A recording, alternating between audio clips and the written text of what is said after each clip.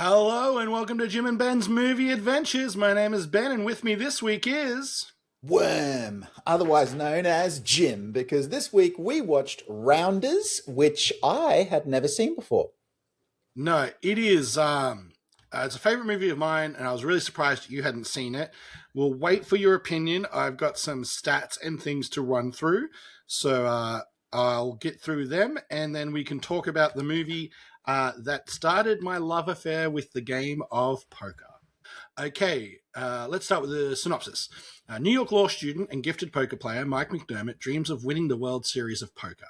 At an underground Texas Hold'em game run by a Russian mobster, Teddy KGB, an overconfident Mike loses his entire bankroll in a single hand. Shaken, he promises his girlfriend and fellow law student, Joe, he has to quit poker and concentrate on law school. His mentor, Joey Knish, offers to stake him and rebuild his bankroll, but Mike declines and accepts a part-time job to make money instead. That is, until childhood best friend Worm gets out of prison to shake things up. Now for the stats, released in 1998, directed by John Dahl, screenplay by David Levine and Brian Koppelman, cinematographer Jean-Yves Escoffier, music by Christopher Young, starring Matt Damon, Edward Norton, John Turturro, Famke Janssen, Gretchen Mol, John Malkovich, and Martin Landau. Runtime of 121 minutes, budget of $12 million, just a US domestic for this one of $22.9 million. So, Jim, what did you think of the movie I tailor-picked for you? Did you actually tailor pick it for me? Well, no, but I would have if I knew you hadn't seen it.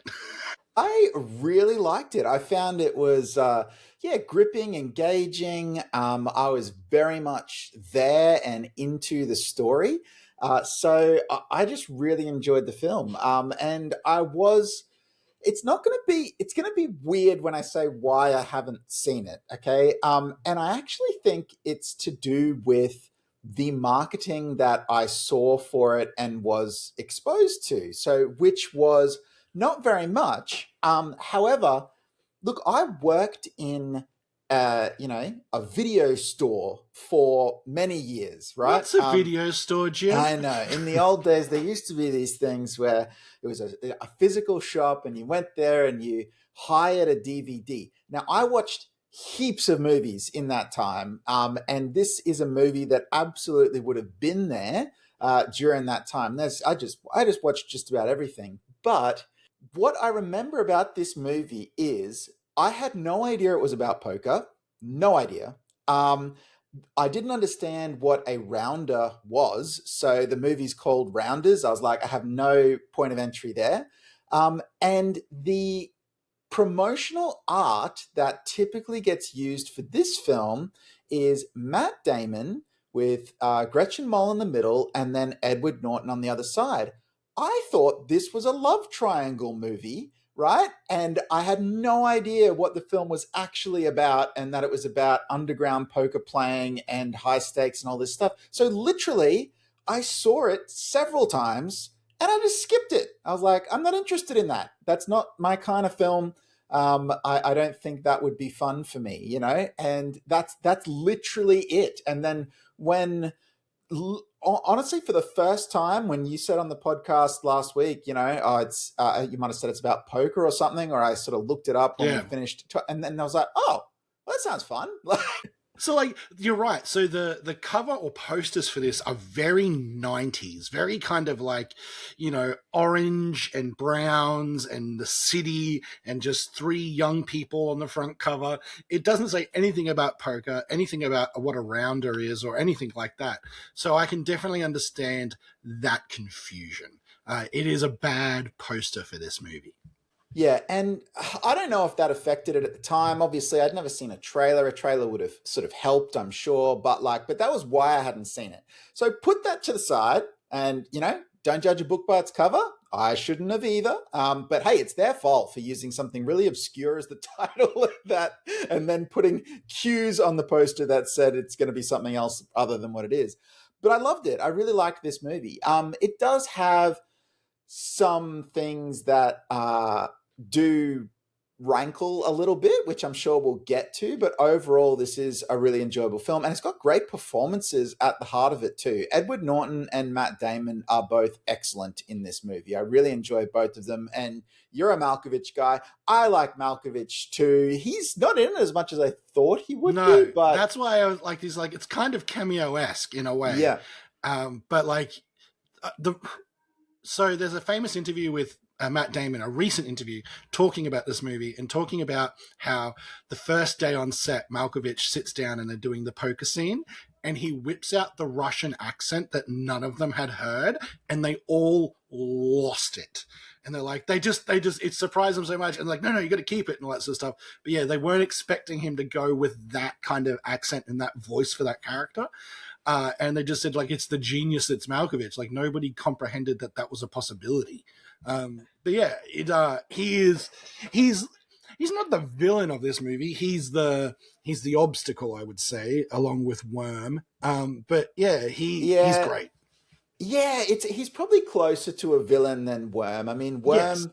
Worm, as played by Edward Norton, is really more of what you'd call a foil in the Yeah. film rather than a true antagonist. So Worm comes in and he's the destabilizing agent who shakes things up. And actually, let's talk about Worm for a second, because this is a really great performance. You know, he's this guy who is clearly going to influence Mikey, or Matt Damon's character, negatively. That is obvious from sort of day one. It's a very fun character. It's a big character. And I think everybody knows someone like Worm in their lives who, yes, they're your friend, but gee, they can't help themselves. And they're just going to get you in deeper to something that you know you shouldn't be in. You know, it's a very real character in that sense. And it would have been super hard to get right as a character because Worm is likable. Like, Worm has a charm to him, even though everything he does is to dig a hole deeper for himself and those around him, and to even pull others into the hole with him. He is a man who is all about kind of living quick and just trying to get the score, and doesn't really care, doesn't really have much of a conscience at all, really. But he is at his heart weak. Like, he is not strong. He looks at someone like Mike, his best friend, and is probably jealous of how good he is at what he does. Yeah, and I think as well, for Worm, I would say that his fatal flaw is, you know, a true gambler's flaw. You know, it's his ability to think, I got this. You know, that's literally what he thinks. He's actually fooling himself more so than anybody else, because everybody else is like, man, you don't got it. Like, you don't always got it. Sometimes you got it and sometimes you don't. And he's the guy who he can't get there, you know, and he'll change his plan if he thinks that there's a better way, or he'll improvise on the spot. And it's something, actually, it reminds me, and I don't want to get sort of too deep here, but like, you know, if you look at the condition of what ADHD actually is in real life, Worm's a perfect fit for that. The idea he is well-meaning, but he is, you know, someone who just has no impulse control whatsoever. He's like, that's a good idea, I'll do that now. And he's off and he's just doing it, you know. And he obviously doesn't have, you know, due to his upbringing and, you know, that sort of thing, and maybe who he's interacted with, he doesn't have the strategies to deal with that. So he just goes with everything, and it's what leads to his downfall, and it's what leads to everyone else around him's downfall. Now, look, I don't want to diagnose the guy. I was just drawing a bit of a similarity, right, in terms of some traits there. So, well, I mean, both our main characters have a confidence about them.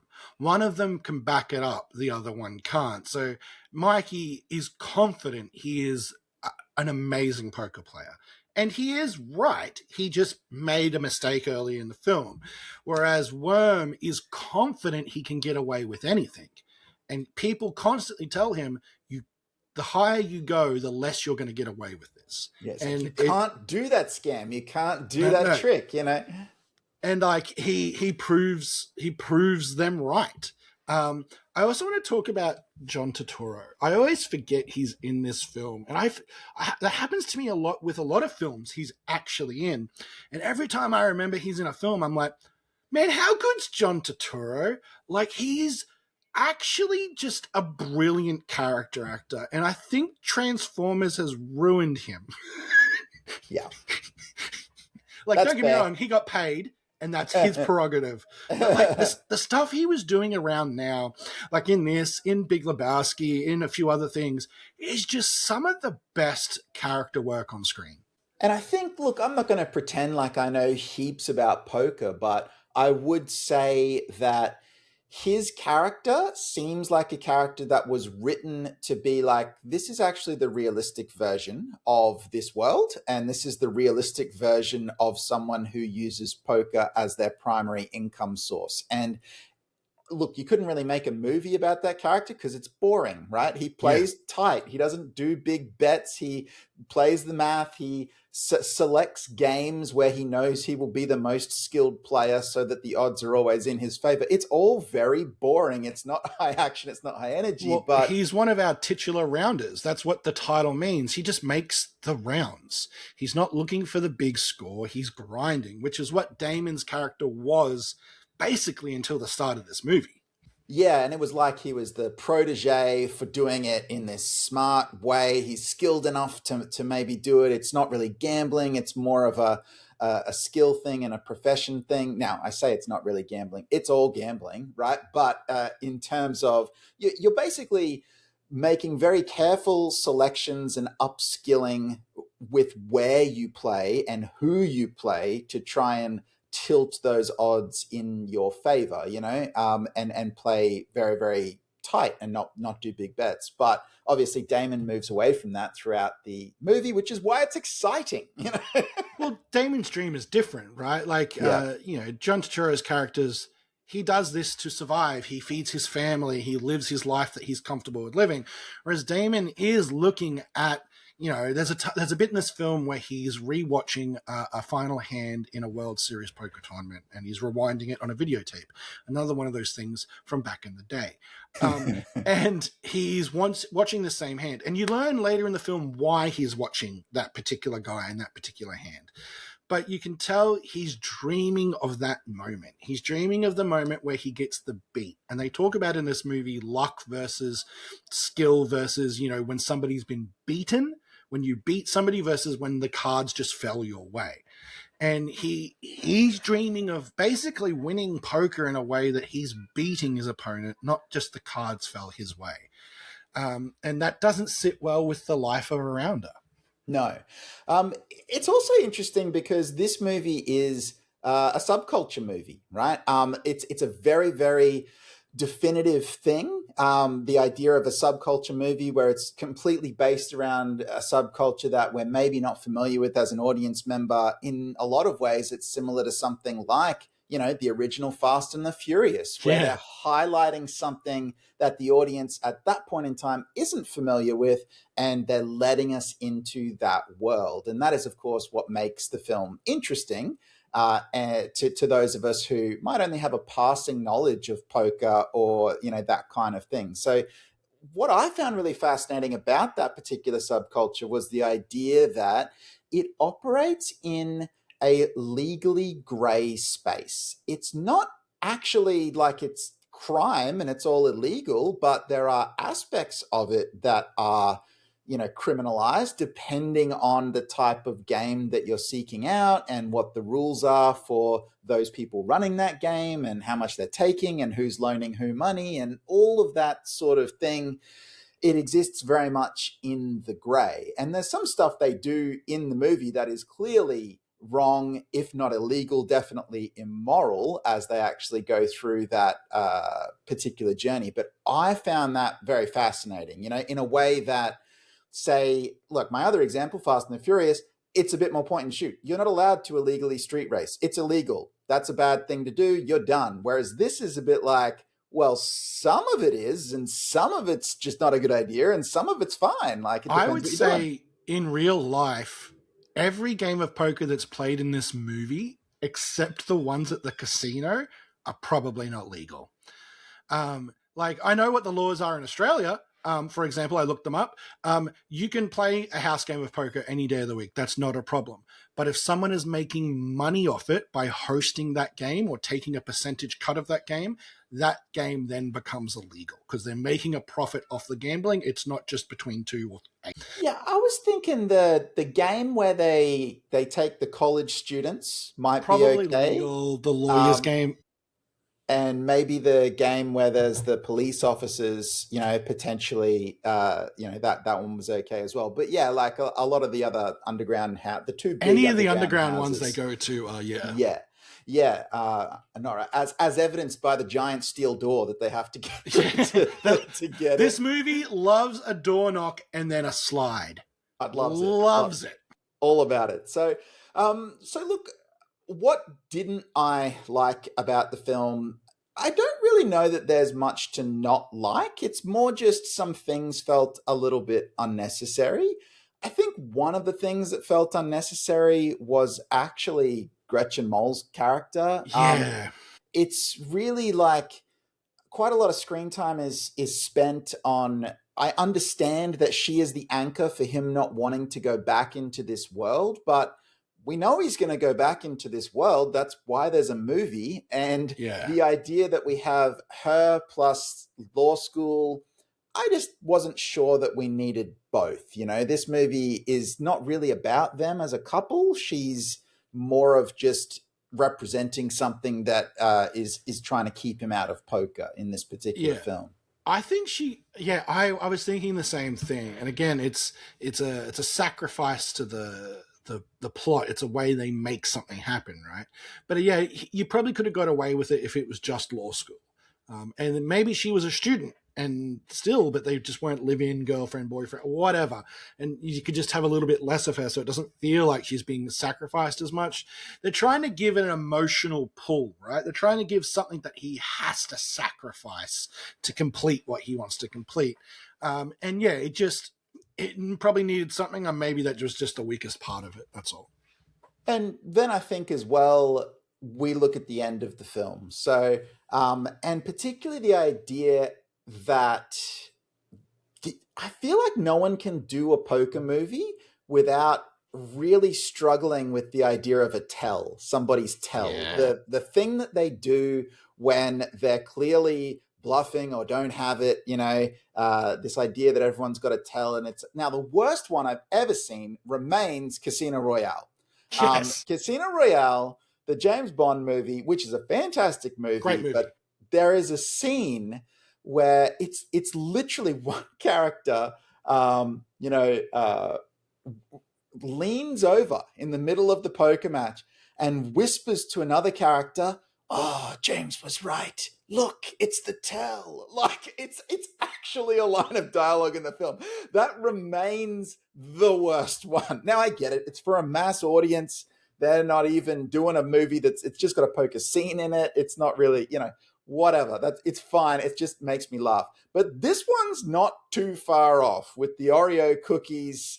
And in KGB, John Malkovich is supposed to be this professional, and he's got like the world's most obvious poker tell. I think the way the movie kind of gets away with it is our character Mike deliberately lets him know that he knows the tell and lets him figure it out, so that again, because of his wanting to be the best, he can beat him without the tell.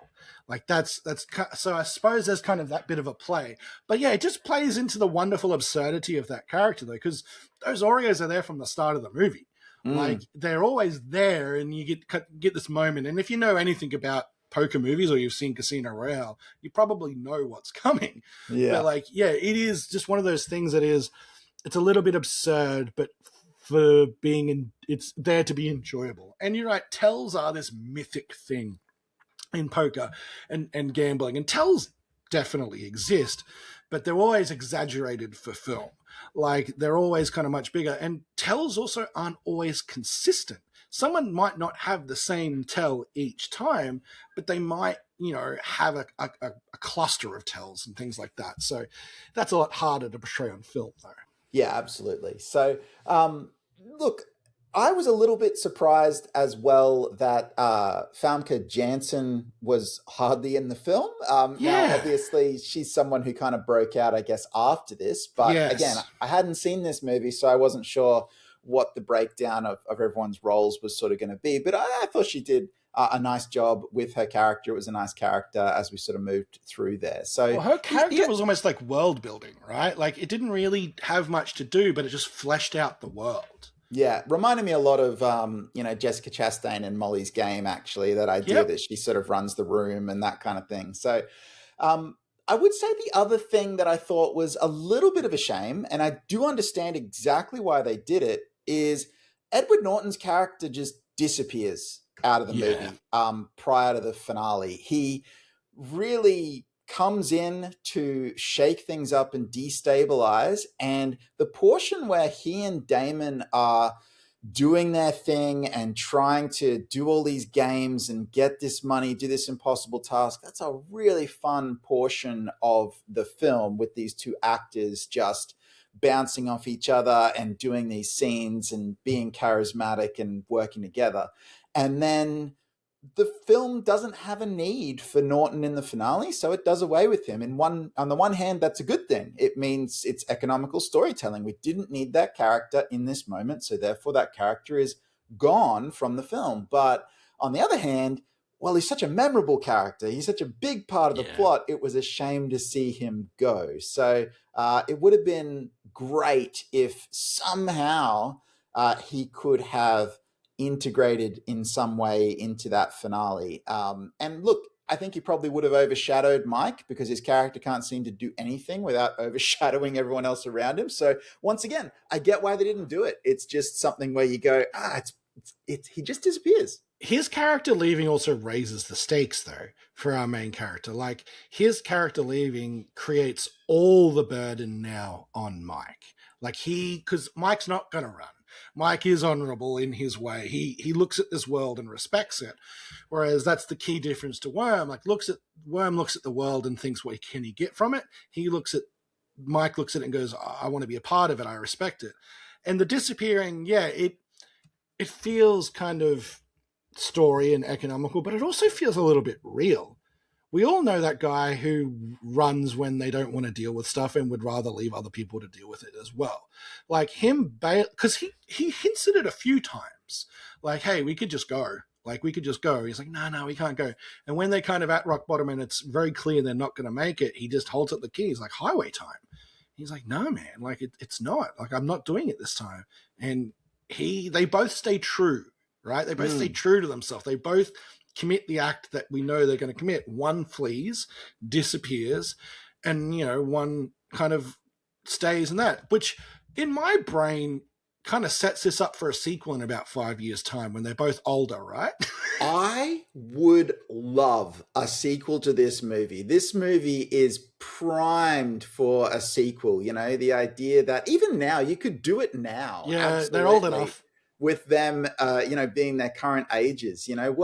What happened to Damon? Did he go on to the World Series of Poker? Did he hit the Vegas scene and really sort of do well there or not? I do think this movie would be really cool to see a sequel to. There's plenty more story that you could tell with these characters in this world. So I 100% agree. We've also not mentioned one character in this film, and it's like, I'm always fascinated by this part in a film, and I'll simplify it by saying it's the Yoda of the yeah, film, and that's Martin Landau's lawyer or judge. He's a judge, I think, yeah, who Matt Damon is clerking for or wants to clerk for. And you have this kind of moment where they're at a table and they're talking about life, really, and without fully understanding what's pulling him away from law. The judge kind of gives him a bit of advice that I think he wished he'd been given, and that is, like, if someone says you're going to be something and you just feel you're not that thing, you don't have to be that thing. You can go be the thing you feel you're going to be. And he tells a kind of a really sad, kind of feels like almost an old worldy story that we don't really get in the modern age of, like, your parents groomed you to be a rabbi or something and you're going to grow up to be this thing, and you're just like, I don't feel it. And the old parents get disappointed and send you away. And then you become this mega successful thing, and your parents still don't kind of like think you've achieved it. But that moment in that film is really lovely. Like a really Yeah. nice, it's perfectly placed slow point in this film. It's also perfectly played, I think, by Mm. both actors. You know, those moments could be schmaltzy, they could be overdone, but I think performance is really going a long way with that material to make that sing and make it some of the strongest moments of the film. So I would agree with you that that's a great moment there. Um, One thing that I want to talk about, and it's something that I wrestled with as this whole movie unfolded, and I got to the end and I was like, this is not an easy question to answer. Does this movie condone and support gambling or not? You It know? does both. Yeah. And I that's think the trick, I think right? it definitely does both. There is the argument there is no healthy gambling. There is no good gambling. There is that argument in the world, and it is purely based on the fact that gambling is designed for you to lose, Yes. right? That is Statistically, you will math. lose. Math is in play. If you play long enough, you will lose. The game of poker is slightly different in that there is a larger skill component, but again, luck, cards, draw all come into play. That's why Edward Norton's character tries to rig the game to make it go faster, because luck plays a part. So there's definitely a part of this movie where it's like it glorifies, it mythologizes gambling. It puts some gambling up on this big high peak, and like, that's true gambling, that's skill, that sort of stuff. And it does play around a bit with the rest of gambling, which is destructive, which is only a very few people could possibly make a living out of it. The rest of them eventually spiral out or can't last or whatever. So it's a complicated issue societally. And this movie definitely doesn't address that really, but it does show both paths. And it's interesting because I know I've referenced it like 3 times already, but I just think it's a apt comparison. Like, it's not the same complexity with something like Fast and Furious. Fast and Furious is very clear in that first film I'm talking about. It's like, we're street racers. It's illegal, but we do it because we're street racers. Street racing in their heads in that movie isn't bad. It's what the characters do. But here, it's as you say, they do both. They try and show that, for this is the main character's identity, but they also do actually look at some of the pitfalls of gambling. I would say ultimately, I think that this film probably errs on the side of making gambling seem cool. Um, Yes. which would definitely perhaps send the wrong message, if you know what I mean. Like, so it's kind of, now that's like, okay, well, who's the film for? Is this film Well, for I said at the 14-year-olds? start Do you of know what I mean? Like, I I don't said think at the so. start of Like, this movie started my obsession with poker. I love poker. I played it before this movie, but it mythologized it in a way that made it interesting and cool. But as long as you don't let that be the only thing in your head about the activity, you can be okay with it. But yeah, if you let that become the only thing, like, that's a gambling addiction, right? That's like the only thing you're thinking about is chasing the good bit. That's the Edward Norton of all this, right? You're always chasing the thing. You're not letting it go once it's done. And Damon's also a gambling addict in this movie, or at least a poker addict. and I Like, think that's the thing I'm kind of honing in on here. It's like, yeah, it shows that Norton is, this gambler, like, and is addicted. It doesn't really show that Damon is actually the same, but he is, yeah, like, it's actually, there's a lot of, just because he's the hero, it's like, well, actually, there's a lot of self-destruction here. There's a lot of negative traits, that we're kind of glossing over because he's Matt Damon, so uh, I just thought it was interesting, like, and it's something where, look, for me, that level of gambling, or that kind of gambling, is like, it's against my religion, so it's something that is very easy to sort of point at for me and be like, oh well, like that is not a game that I would ever partake in that way. Do you know what I mean? Like you Yeah. and I have played Yeah. poker at each other's houses and things for fun, like as a card game. But and I quite enjoy playing in that way. But like this idea that as soon as you include, these big sums of money, and it's that's like you can actually see it. I thought particularly in the game where they go to the cops, right? And you can see that as these police officers are losing to these guys, you can just watch that room getting more and more aggressive. Well, It's it like even tightens on screen, right? it Like there's visual tightens. Yeah, representation.